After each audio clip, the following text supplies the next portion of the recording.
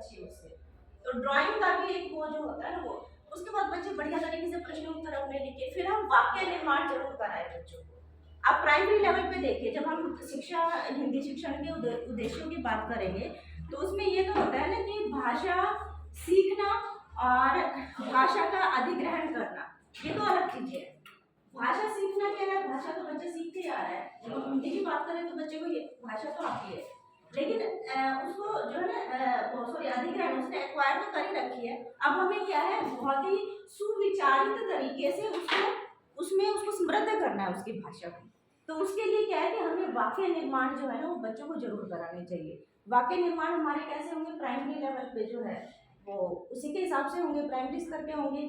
और जब हम मिडिल लेवल की बात करें तो उसके हिसाब से होंगे ना। तो पाठ में से कम हम 10 शब्द जो है वो बच्चों से खुद ही करें, या आप खुद ही ढूंढ लें, या हम एक दो बारी हम कराएं, ताकि बच्चे उसके ऊपर अलग अलग तरीके से, फिर वहाँ भी हम बच्चों को वाक्य के भेद बता सकते हैं।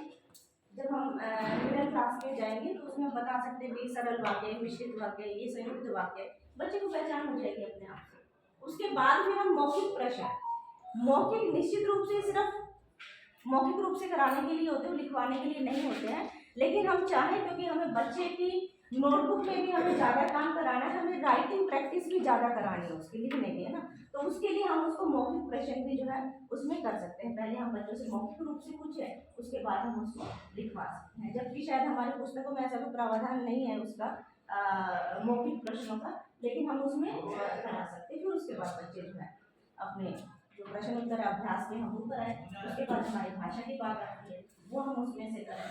दूसरा जो है, बुक्स जो होती है हमारी पाठ्य पुस्तकें, वो सिर्फ पढ़ने के लिए नहीं होती, उनका भी हमें ज़्यादा से ज़्यादा प्रयोग करना होता है। अब हम जब किताब खोलते हैं तो बिल्कुल कोरी मिलती है किताब, लेकिन आप देखिए उसमें कितना काम हो सकता है।